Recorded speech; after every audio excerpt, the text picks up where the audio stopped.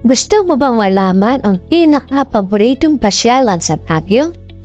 Kung oo ang sagot mo, then this video is for you.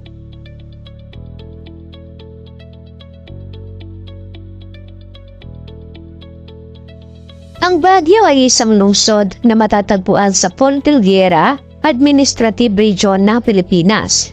Narito ang ilang impormasyon tungkol sa Baguio. Ang Baguio ay matatagpuan sa loob ng 17 kilometrong plateyo sa kabundukan ng Cordillera na kilala bilang Summer Capital of the Philippines dahil sa kanyang malamig na klima. Ang laki at lawak nito ay mayroong 57.5 square kilometers o 22.2 square miles na kabilang ang mga burol, talampas at ilang bahagi ng kapatagan. Ang populasyon ng Baguio ay maaaring magbago depende sa kasalukuyang census. Sa huling talaan, ang populasyon nito ay humigit kumulang na mga 345,366 ayon sa 2020 census. Ito ay maaaring tumaas o bumaba depende sa kasalukuyang pag-unlad at demographic na factor. Narito ang ilan sa mga pinakapaboritong destinasyon sa Baguio. Una ang Mines View Park.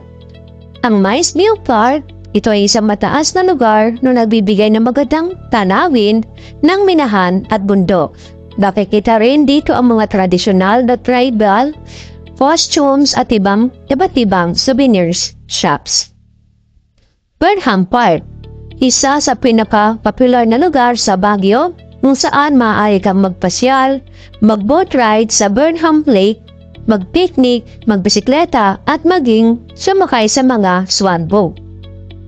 Ang Session Road.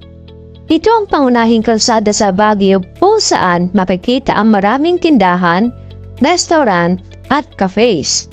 Ito rin ay sentro ng aktibidad sa lungsod. Baguio Botanical Garden. Ito naman ay isang magandang lugar para sa mga nagmamahal sa kalikasan. Makikita dito ang iba't ibang uri ng halaman at puno na mula sa iba't ibang bahagi ng Pilipinas. The Mansion. Ang The Mansion, itong opisyal na tirahan ng Pamuno ng Pilipinas sa Baguio. Bagamat hindi ito bukas sa publiko, maaari kang magpakuha ng larawan sa harap nito at ma-appreciate ang kanyang magandang arkitektura. Wright Park. Isang paboritong destinasyon para sa mga horseback riding. Meron din malaking lagbusan dito sa kung tawagin ay Pool of Pines na kilala sa kanyang malalaking puno ng pino. Tamawan Village. Isang cultural village na nagtatampo ng mga bahay ng mga tribong Cordilleran. Maaari kang mag-explore ng mga traditional na gusali at makilala ang kultura ng mga Totot. Baguio Cathedral. Isang magandang simbahan na may makasaysayang arkitektura. Ito ay malapit sa Session Road at isang popular na destinasyon para sa mga deboto. Bencab Museum.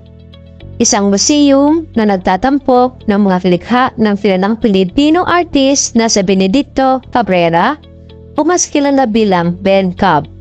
Makikita dito ang kanyang mga likha, pati na rin ang iba't ibang sining at kultura ng Cordillera.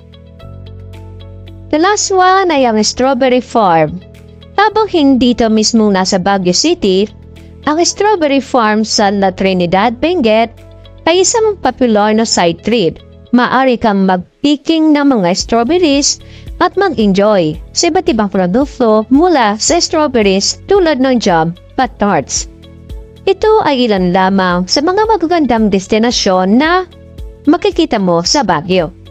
Meron pa maraming ibang lugar na maaari mong pasyalan at pasalamatan sa ganda ng lungsod na ito.